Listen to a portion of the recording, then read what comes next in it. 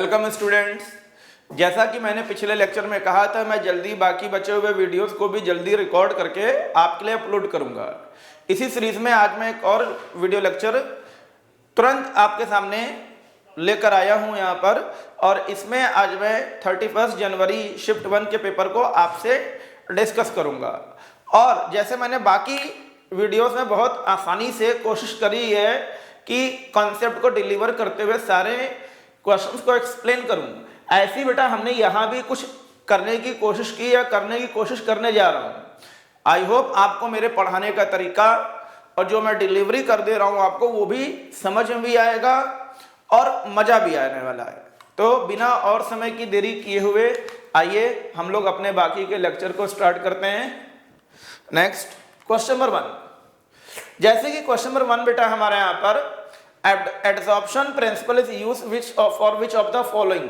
अब आप देखो इस पर लिखा हुआ है। एक्चुअली बेटा प्रॉब्लम ये हो गई थी कि मैंने लेक्चर भी थोड़ा पहले शुरू किया था, तो मैंने ध्यान नहीं दिया कि रिकॉर्डिंग ऑन है कि नहीं है। तो बेटा मैं 5-6 क्वेश्चन के बाद मुझे पता लगा रिकॉर्डिंग तो ऑन थी नहीं, तो वो मैंने बेटा इसको अब दोबारा से इसको मैं रिकॉर्ड कर रहा हूँ। नेक्स्ट क्वेश्चन नंबर 1 पर आते हैं। Adsorption principle is use for which of the following purification method. Adsorption किसके लिए बेटा कंडक्ट करते हैं? तो देखो बच्चों होता क्या है, जो 4 तरीके दिए गए हैं इसमें पहले समझ लिए सही ऑप्शन क्या। तो सही ऑप्शन क्रोमेटोग्राफी है। क्रोमेटोग्राफी 2 कंसेप्ट पर बेस होती है, एक adsorption and rate of adsorption, जबकि दूसरा है सॉल्युबिलिटी इन द सॉल्वेंट। पर उससे ज्यादा इंपॉर्टेंट बेटा ये कि बाकी 3 सही क्यों नहीं है, तो वो जानना हमें बहुत जरूरी है। सब्लिमेशन उन mixture of 2 or more solid के लिए बेटा करते हैं जिसमें एक इजिली सबलाइम होता है या सबलाइम होता है, जबकि दूसरा या बाकी बचे हुए नॉन सबलाइम हो। डिस्टिलेशन ये बेटा mixture of solid to liquid के लिए यूज करते हैं।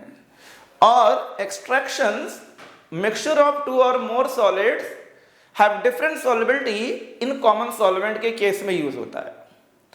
अगर आपने मेरी बात को अभी गौर से सुना हो तो मैंने कहीं भी एडसॉर्प्शन वर्ड का यूज नहीं किया है, और इसीलिए बाकी 3 बेटा जो है वो सही आंसर नहीं है। The correct answer will be chromatography. Next question number 2 पर आते हैं। करेक्ट ऑप्शन बताना बच्चों इसमें। तो होता क्या है, यहाँ पर स्टेटमेंट 1 में लिखा है क्रोमेट एंड स्क्वायर प्लेनर, बिल्कुल गलत बेटा लिखा है, बिल्कुल कोई इसमें सच्चाई नहीं है। Dichromate generally prepared from chromate, ये लैब प्रिपरेशन, ये इसकी लैब प्रिपरेशन है बेटा, या यूं बोले जनरल प्रिपरेशन है जो कि आपकी एनसीईआरटी में दी गई है और आपने अभी बोर्ड एग्जाम के लिए पढ़ा भी होगा, ठीक है, इसलिए मैं इसको यहाँ पर लिखना नहीं चाहता हूँ। Next green manganate ion is diamagnetic, बिल्कुल गलत है बच्चों, क्योंकि मैग्नेट में Mn की ऑक्सीडेशन नंबर +6 होती है। ऐसी केस में डी सबशेल में एक सिंगल इलेक्ट्रॉन होगा, तो ऐसी केस में बेटा पैरामैग्नेटिक ही बन सकता है, डायमैग्नेटिक नहीं बन सकता है। 4 dark green coloured K2MnO4 disproportionate in neutral और एसिडिक मीडियम। आप देखो बच्चों यहाँ इक्वेशन लिखी गई है, जब आप मैग्नेट आयन को एसिडिक मीडियम में ऐड करते हैं तो ये परमैग्नेट भी बनाता है और MnO2 भी बनाता है। ये ऑक्सीडेशन और ये रिडक्शन है, दोनों एक साथ हो रहा है, मतलब ये डिस्प्रपोर्शनेट हो रहा है। इसका मतलब स्टेटमेंट डी भी सही है। आखिरी स्टेटमेंट देखिए बहुत इंपॉर्टेंट लिखा है, increasing oxidation number of transition metal decreases the ionic character of oxide, बिल्कुल सही बेटा।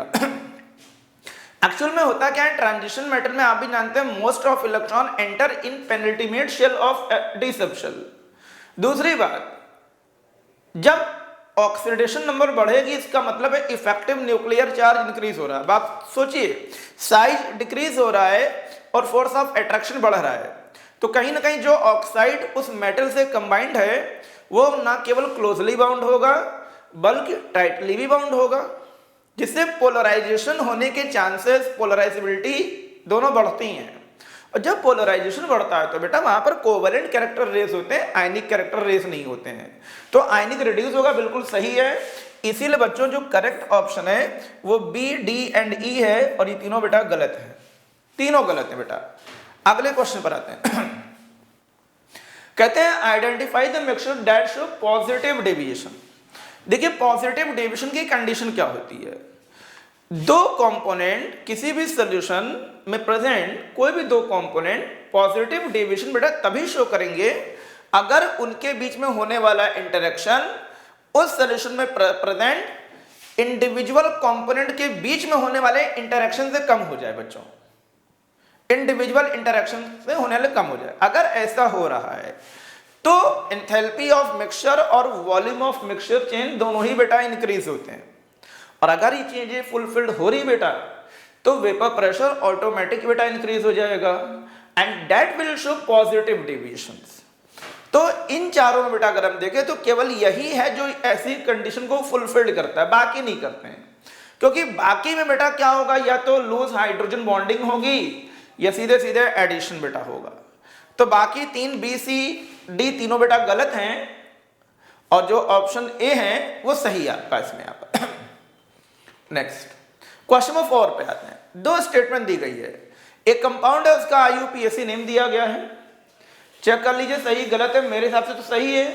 कार्बोनिल ग्रुप की प्रायोरिटी OH से ज्यादा होती तो नंबरिंग बेटा राइट से होगी। दूसरी बात, अब क्योंकि OH लोअर सफिक्स है बच्चों तो ये इसकी नेमिंग प्रीफिक्स में लिखी जाएगी और उसका नाम होगा 7 हाइड्रोक्सी हेप्टेन, बिल्कुल करेक्ट है। स्टेटमेंट 2 में इन्होंने इसकी एक और IUPAC नेमिंग दी है, तो बेटा अगर वो सही तो ऑटोमेटिक ये फॉल्स होगा। तो जो करेक्ट ऑप्शन है वो क्या होगा, 1 is correct and 2 is incorrect, यही इसका फाइनल आंसर है। नेक्स्ट 5th पर आते हैं, match list A with list B. वहां पे बेटा हो सकता है आपको दिखे ना, इसलिए मैंने इसको ऑलरेडी यहां पर अलग से लिख दिया है। ये 4 कंडीशन है। पहले में है ग्लूकोज को सोडियम बाइकार्बोनेट में बच्चों ऐड किया गया। तो देखिए ग्लूकोज में 2 तरह के फंक्शनल ग्रुप होते हैं, एक एल्कोहलिक दूसरा कार्बोनिल। कार्बोनिल पर न्यूक्लियोफिलिक एडिशन होता है जो कि इस पर होगा नहीं, ठीक है, वीक न्यूक्लियोफाइल है ना। दूसरी बात बच्चों, जो अल्कोहलिक ग्रुप है वो बेस है, वो कार्बोनेट से रिएक्ट करेगा नहीं, मतलब पहली रिएक्शन तो बेटा होनी नहीं। मतलब इसका जो करेक्ट ऑप्शन है वो ये होगा बच्चों, ग्लूकोज, मतलब ए का जो बेटा ऑप्शन आएगा वो 2 आएगा। दूसरा पॉइंट, अगर हम ग्लूकोज को रेड फास्फोरस और HI के साथ पास करें बच्चों तो ये रिडक्शन हो जाता है। और जब भी आप ग्लूकोज का रिडक्शन करेंगे तो N हेक्सेन बनेगा, जो कि बेटा ये बनना हमारा। तो C का जो बेटा ऑप्शन होगा वो 3 होगा। तो आपको 2 चीजें चेक करनी है, C का 3 और A का 2। तो C का 3 और A का 2, C3A2 वो बेटा यहां पर मिलता है। अब बचे 2, ग्लूकोज को अगर ब्रोमीन वाटर में ऐड करेंगे तो क्या होगा। तो बच्चों अगर ग्लूकोज को ब्रोमीन वाटर में ऐड करेंगे तो हमारे पास बनता है ग्लूकोनिक एसिड। ग्लूकोनिक एसिड में बेटा होता क्या है, अगर हम ग्लूकोज ड्रॉ करें तो ग्लूकोज बेटा ऐसे बनता है। अगर आप इसको ब्रोमीन वाटर में पास करोगे बेटा तो ये तो ऑक्सीडाइज होगा और बनाएगा कार्बोक्सिलिक, बाकी चीजें एज यूजुअल होगी। पर अगर आपने बेटा इसको ऐड किया कॉन्क HNO3 में तो ये कंप्लीट ऑक्सीडेशन करेगा। कंप्लीट का मतलब कार्बोनिल ग्रुप भी ऑक्सीडाइज होगा और जो प्राइमरी अल्कोहल है वो भी बेटा ऑक्सीडाइज होगा, ये बन जाएगा। तो ये बन गया क्या हमारे पास, ये बन गया बेटा हमारे पास डी में ग्लूकोज को ब्रोमीन वाटर में ऐड किया है। तो ये तो बेटा बन गया हमारे पास क्या, ग्लूकोनिक एसिड, और ये बेटा बन जाता है हमारे पास सैकरिक एसिड। तो जो बेटा करेक्ट ऑप्शन है वो हमारे पास ये है। आई होप सबको समझ में आया होगा इसमें। 1 मिनट, ग्लूकोज को HNO3, हाँ ये सैकरिक एसिड है, वो ग्लूकोनिक एसिड है। यही बेटा इसका करेक्ट आंसर है। आई होप सबको समझ में आया भी होगा इसको। यहाँ पर अगले क्वेश्चन पर आता हूं। Identify the factor from the following that doesn't affect the electrolytic conduction of a solution. Electrolytic conduction किस पर डिपेंड नहीं करता है, तो कंडक्टेंस बेटा बात करते हैं यहां पर, बाकी 3 पर डिपेंड करता है, डिपेंड्स अपॉन, बट इस पे बेटा डिपेंड नहीं करता है, नेचर ऑफ इलेक्ट्रोड पर। नेचर ऑफ इलेक्ट्रोड बेटा ये डिपेंड नहीं करता, ये सिर्फ इलेक्ट्रोलाइटिक कंडक्शन इन 3 पे करेगा, कंसेंट्रेशन पर, नेचर ऑफ इलेक्ट्रोलाइट पर, मतलब क्या है इलेक्ट्रोलाइट, वोलेटाइल है या नॉन वोलेटाइल है। दूसरा नेचर ऑफ सॉल्वेंट पर, पोलर है या नॉन पोलर है, कॉन्सेंट्रेशन पर, कम है या ज्यादा है, इस पे बेटा डिपेंड नहीं करेगा, नेचर ऑफ इलेक्ट्रोड पर। तो जो करेक्ट ऑप्शन होगा बच्चों वो 6 का ए है।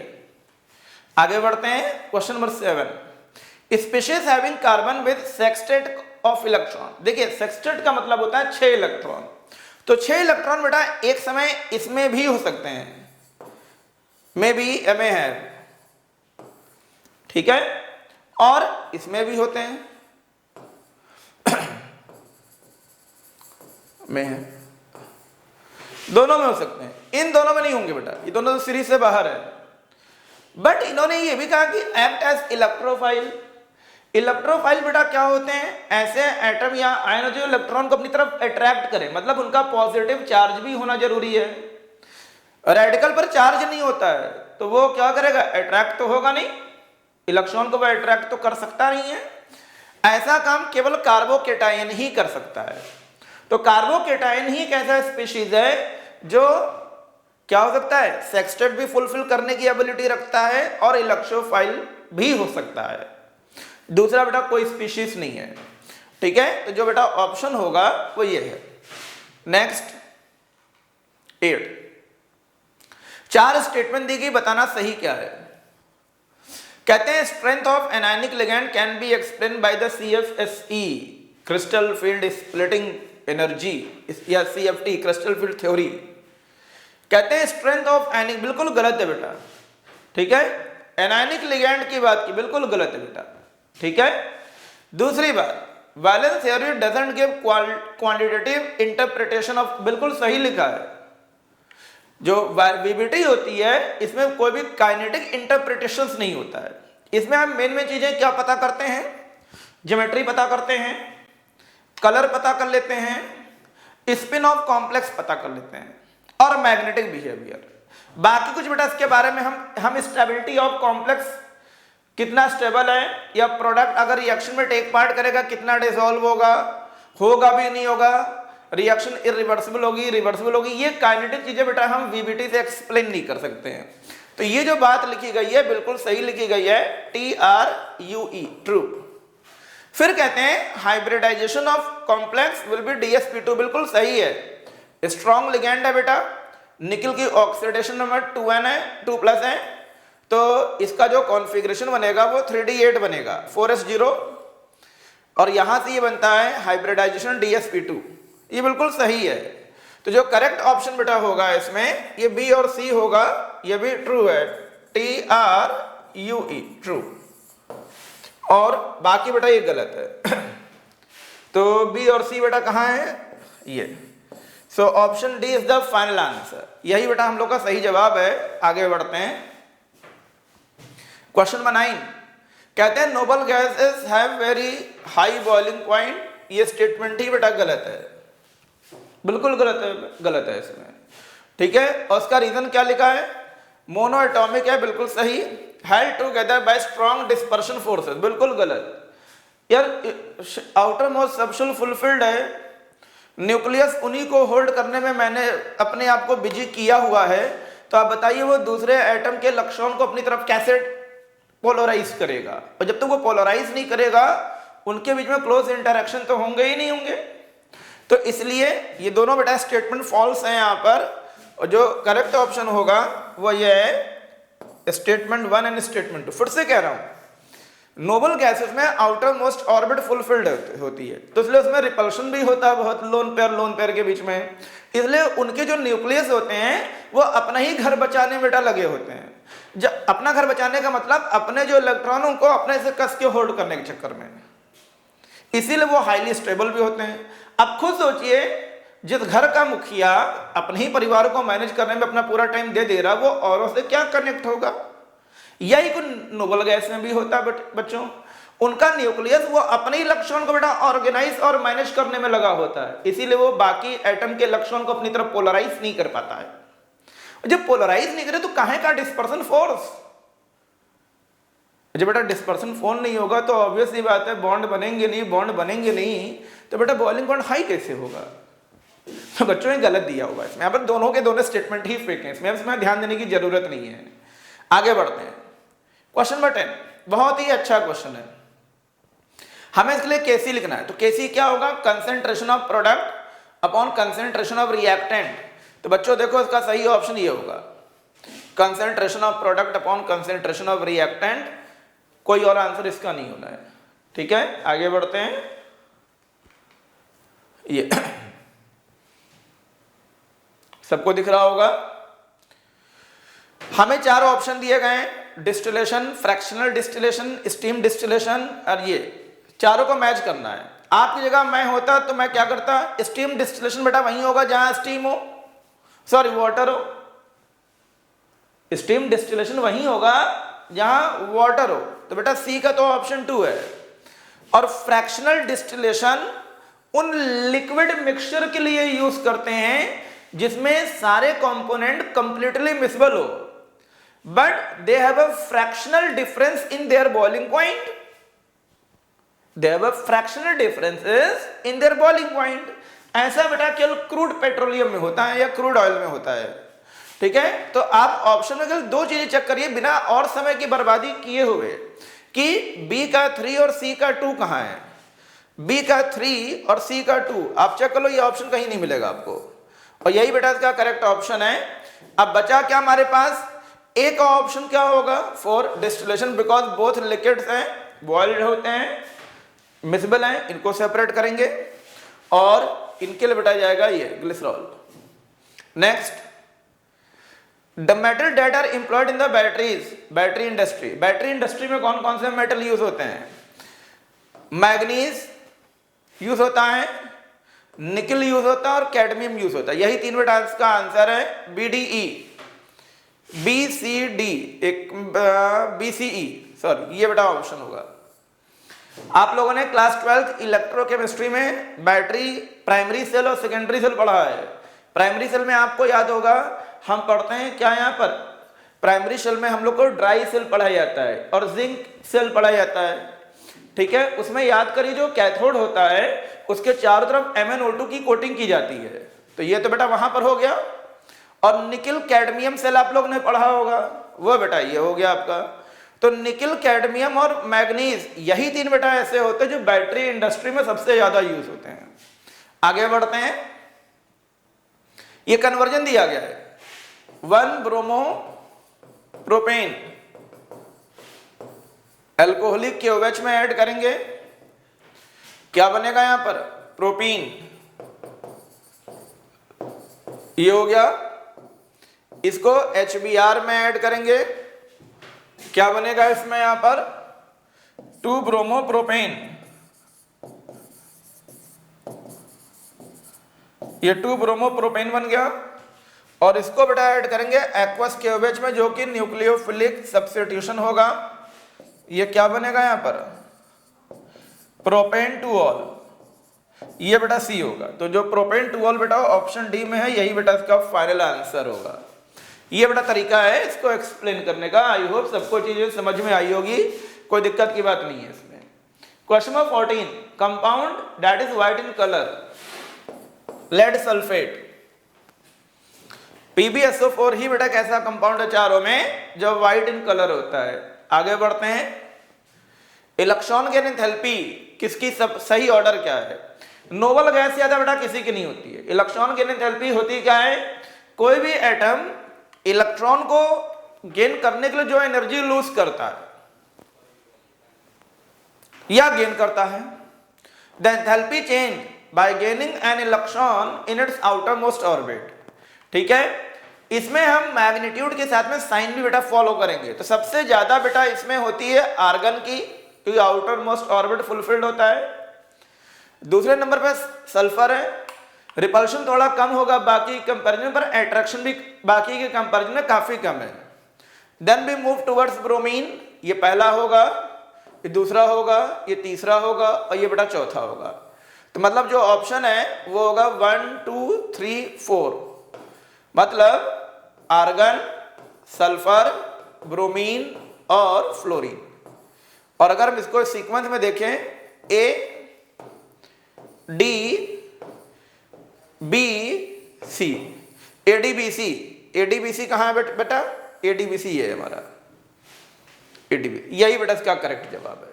सबसे कम फ्लोरीन की होगी और सबसे ज्यादा बेटा ऑर्गन की होगी, यही इसका करेक्ट जवाब है। नेक्स्ट क्वेश्चन बच्चे हम लोग आते हैं। नेक्स्ट है क्वेश्चन नंबर 16, कैसे करेंगे आइए देखिए सभी लोग इसमें। Integrated rate law equation for first order reaction gas face is given by, क्या होगा। तो पहले हम गैस फेज में एक रिएक्शन बेटा लिखते हैं, N2O5 decomposes into 4NO2 plus O2। ठीक है, तो क्या हो जाएगा, यहाँ पर इनिशियल Pi मान लेते हैं 0 हो गया। मान लो ये X ब्रेक होता है, तो ये बेटा X बन गया यहाँ पर हमारे पास। PT कितना हो जाएगा, ये जाएगा P0 माइनस X, ये कैंसिल हो गया बच्चों इसमें यहाँ पर। तो यहां पर X क्या होगा, Pi माइनस PT। अब देखो यहां पर सभी लोग K क्या लिखेंगे हम, 2.303 upon T log initial upon final. ये हो गया यहां पर 2.303 upon T log Pi upon Pi minus X की वैल्यू बेटा यहां पर Pi, एक मिनट, X की वैल्यू होगी यहां पर PT माइनस Pi, ये होगा बेटा, एक मिनट, ये गलत मैंने कर दिया है। ये बेटा हमारे पास हो जाएगा क्या, Pi minus PT minus Pi, ये बेटा हो जाएगा। और इसको बेटा हम आगे सॉल्व करेंगे, 2.303 by T log Pi upon 2Pi minus PT। यही बेटा इसका करेक्ट आंसर है और ये हो जाएगा इसका जवाब। आई होप सबको समझ में आया होगा। आगे बढ़ते हैं अगले क्वेश्चन पर। क्वेश्चन नंबर 17 कहते हैं pKa value of phenol is this and ethanol is this. देखो यहां पर बेटा सबसे पहली चीज, इथेनॉल और फिनॉल में एक चीज कॉमन है, दोनों ही एसिड होते हैं। ये बनाता है इथॉक्साइड आयन और ये बनाता है बेटा फिनॉक्साइड आयन। ये और ये दोनों ही बेटा एसिड होते हैं, पर क्योंकि ये more stable acid, more stable है, इसीलिए ये स्ट्रॉन्ग एसिड होगा। और अगर स्ट्रॉन्ग एसिड है तो हाई Ka होगा, और हाई Ka है तो बेटा क्या होगा, लो pKa होगा। अगर Ka हाई है तो pKa लो होगा। और आप देखिए इसका pKa इसके pKa से का मतलब, ये स्टेटमेंट बेटा सही है, TRUE ट्रू। क्योंकि हमने पहले ही कह दिया कि फिनॉल ज्यादा एसिडिक होता है कंपेयर टू दिस, तो बेटा ये अपने आप क्या हो गया, फॉल्स। तो जो करेक्ट आंसर होगा वो ऑप्शन डी है, statement A is true and reason R is false. कहते हैं consider the oxide in group 14 amphoteric. Conceptual part है बेटा इसमें, यहां पर SnO2 and PbO2 are only two oxides among the following of that belongs to group 14 are amphoteric in nature. Next, the linear combination of atomic orbitals to form a molecular orbitals take place only when combining orbital, दो atomic orbital combined होकर linearly combined होकर molecular orbital दो ही case बेटा बनाते हैं। पहला क्या है, उनकी एनर्जी सेम हो और उनकी symmetry on the molecular axis same हो। अगर ये दोनों चीजें बेटा सेम है तभी बेटा मॉलिक्यूलर ऑर्बिटल बनेंगे, अदरवाइज नहीं बनते हैं। तो करेक्ट ऑप्शन बेटा ए एंड सी है। तो once again option D is correct. ये कहते हैं alcohol react both as a nucleophile and electro, बिल्कुल सही बेटा। अल्कोहल इलेक्ट्रोफाइल की तरह भी रिएक्ट करता है और न्यूक्लियोफाइल की तरह भी रिएक्ट करता है, और इसी वजह से इसमें पोलर ऑक्सीजन हाइड्रोजन बॉन्ड होते हैं, जिसमें कोई भी एक्टिव मेटल ऐड करने पर एल्कोऑक्साइड ग्रुप बनता है और हाइड्रोजन लिबरेट होती है। मतलब ये भी सही है, ये भी सही है, और ये इनका करेक्ट एक्सप्लेनेशन भी है। मतलब हम लोग का बेटा आंसर क्या है, सॉरी ये गलत है, ऑप्शन डी। एक बार फिर से डी पर को ही हम लॉक करेंगे अपना answer. Both A and R are true and R is the correct explanation of A. Number of species from the following that has uses sp3। तो sp3 किसमें किसमें होगा, एक तो बेटा अमोनिया में होता है, SiO2 में होगा, वाटर में बेटा sp3 होता है और CH4, that will be 4, मतलब total number of species that shows sp3 hybridisation will be 4। Integer बेटा शुरू हो चुका है, इसमें आपको 100 चीजें सॉल्व करनी पड़ेगी। देखिए अगले क्वेश्चन पर आते हैं।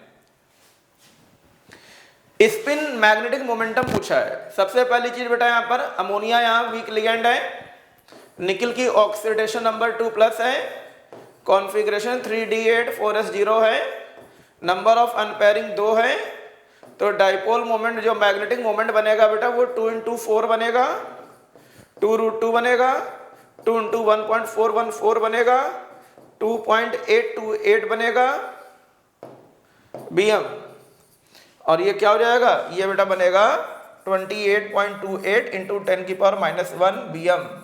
और अगर बेटा इसको कंपेयर करेंगे तो this will be 28.28, round of करोगे बेटा आंसर 28 आएगा, नथिंग एल्स। चेक कर लीजिए सभी लोग, कोई भी कंसेप्चुअल डाउट्स किसी को लगता है तो कमेंट बॉक्स में जरूर लिखिए, ठीक है। और बाकी जगह भी इस आंसर को सर्च करिए, जरूर मारिए सर्च इसमें यहाँ पर।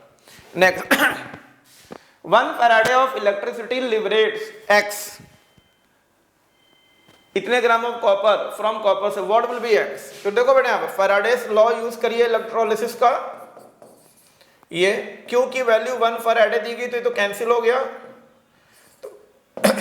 तो W क्या हो जाएगा E, और E बेटा क्या होगा, इक्विवेलेंट मास कॉपर आयन का कितना होगा, दिस 64/2 मतलब 32 ग्राम, पर उस फॉर्म में लिखना है तो जाएगा 320 × 10⁻⁻1 ग्राम, दैट विल बी x, मतलब x हमारे पास कितना आएगा 320 आएगा बेटा। यही इसका फाइनल आंसर है। आई होप सबको समझ में आया होगा।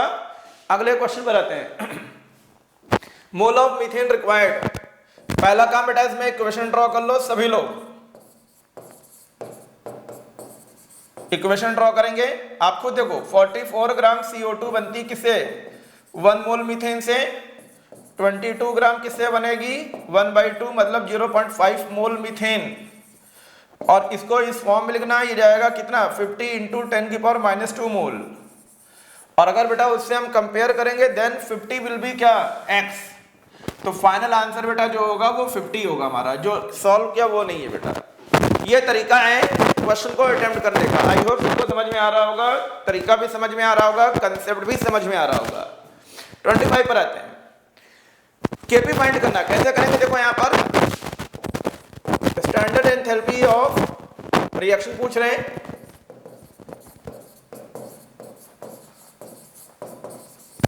केपी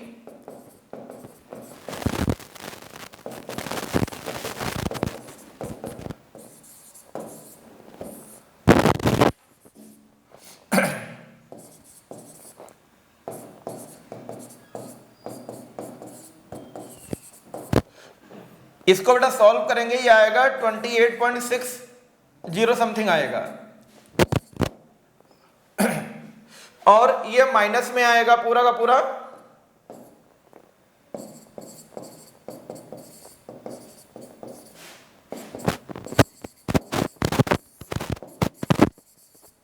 ये ठीक है। और यहां पहले से ही माइनस साइन बेटा है तो आंसर अपने आप प्लस में हो जाएगा।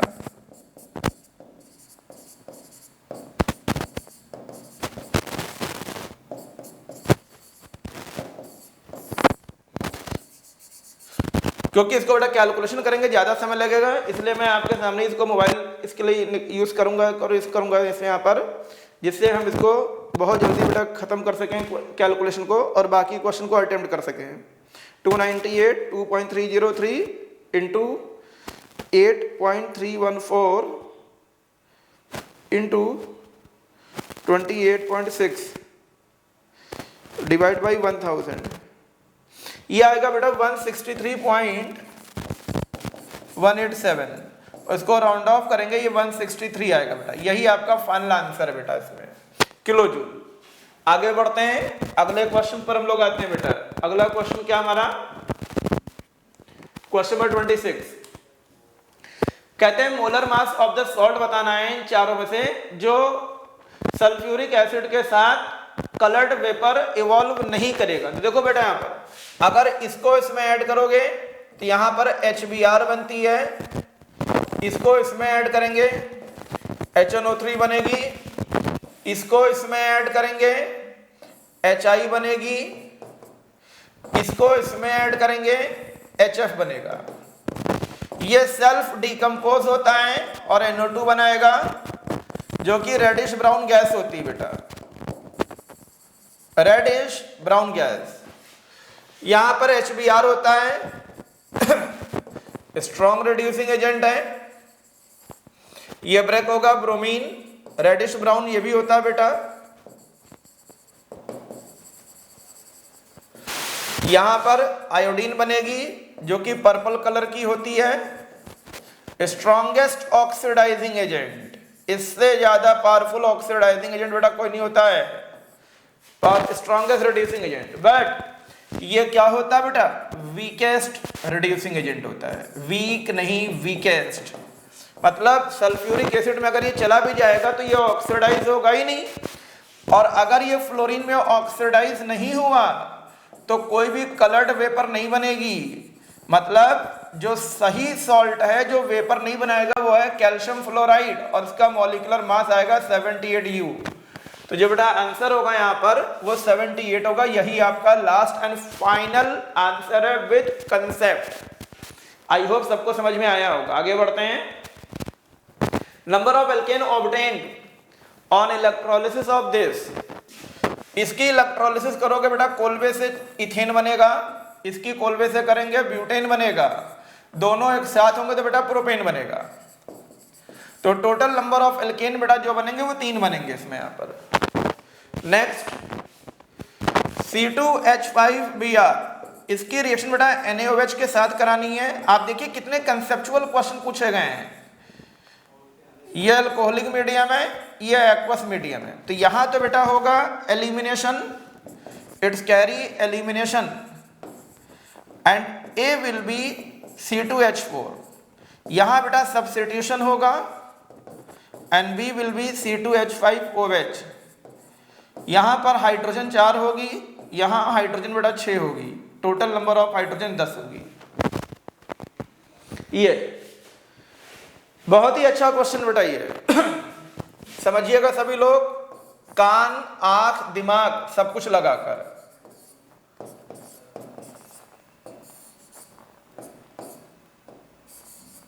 फिनाइल मैग्नीशियम ब्रोमाइड, इन्होंने 1 इक्विवेलेंट बेटा इसके यूज किए हैं।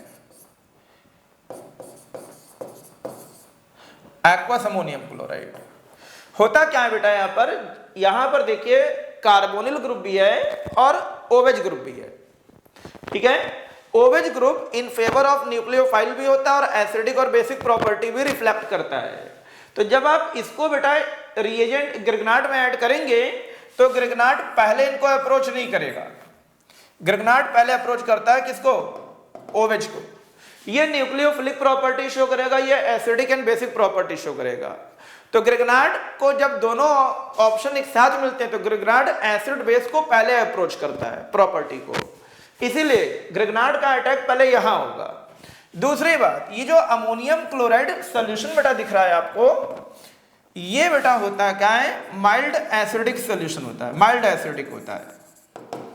माइल्ड एसिडिक होने की वजह से एसिडिक स्ट्रेंथ इसमें और बढ़ेगी हाइड्रोक्सी ग्रुप की, और अगर हाइड्रोक्सी ग्रुप की एसिडिक स्ट्रेंथ बढ़ेगी, अगर बेटा इसकी एसिडिक स्ट्रेंथ बढ़ती है तो फिनाइल ग्रुप यहां से H को हटाकर क्या बना देगा, बेंजीन बना देगा। जो फिनाइल है वो H के साथ बेंजीन बनाएगा, और साथ में बेटा एक बाई प्रोडक्ट बनता है। ये बाई प्रोडक्ट कुछ ऐसा होता है OMGBr। अब आप इसकी हाइड्रोलिसिस कराओगे तो यही तो बेटा मेन कंसेप्ट छुपा है, हाइड्रोलिसिस नहीं होगी, क्योंकि हाइड्रोलिसिस बेटा माइल्ड एसिडिक मीडियम में नहीं होती है, स्ट्रॉन्ग एसिडिक मीडियम में होती है, वो बेटा यहां पर है नहीं। तो पहली चीज 2 आपको याद करनी है, ग्रिग्नाट एल्डिहाइड को अप्रोच नहीं करेगा, एसिडिक और बेसिक प्रॉपर्टी को अप्रोच फॉलो करते हुए वो ओवेज को हिट करेगा। दूसरी बात, एक्वस अमोनियम क्लोराइड एसिडिक तो होता है पर स्ट्रॉन्ग एसिडिक नहीं, माइल्ड एसिडिक होता है। ये इतना जरूर एसिडिक होगा कि OH हाइड्रोक्सी ग्रुप की एसिडिक स्ट्रेंथ को तो बढ़ाएगा, बट इतना बेटा नहीं होता कि बनने वाले इंटरमीडिएट प्रोडक्ट को हाइड्रोलिसिस करके फाइनल प्रोडक्ट में कन्वर्ट कर दे। तो हमारा यहाँ जो P है बच्चों, यहाँ पर जो P पूछा गया है, ये P हमारा बेटा ये है, और अगर P ये है तो नंबर ऑफ OH ग्रुप बेटा इसमें जो कुछ भी होंगे वो बेटा 0 होंगे, 0 नंबर ऑफ OH ग्रुप 0 होंगे बच्चों। यही तरीका था क्वेश्चन का। बहुत ही खूबसूरत क्वेश्चन है बेटा, बहुतों ने गलती करी है पर आप ये गलती मत करिएगा।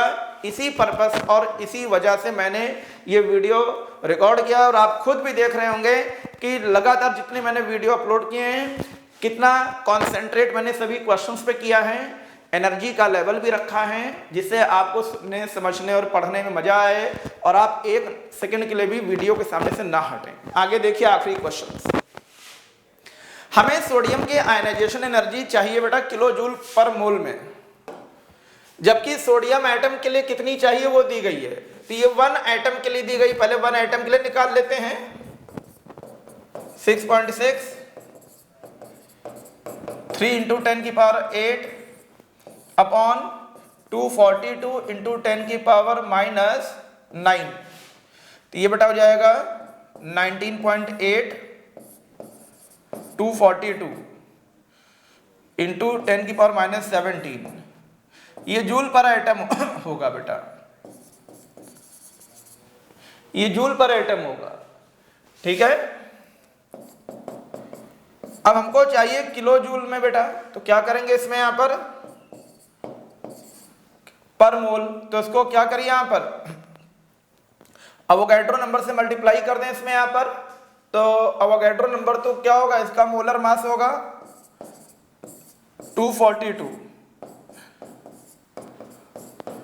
10⁻3, ये किलो जूल पर मोल हो गया बेटा। ये इसी कैलकुलेशन को कर लीजिए, यही एनर्जी जो होगी बेटा वो क्या होगी, आयनाइजेशन एंथैल्पी ऑफ सोडियम होगी। आई होप सबको समझ में आया होगा। यही बेटा सोल्यूशन है क्वेश्चन का। ये थे वो सुपर 30 जो कि 31 जनवरी को बेटा पूछे गए हैं फर्स्ट शिफ्ट में।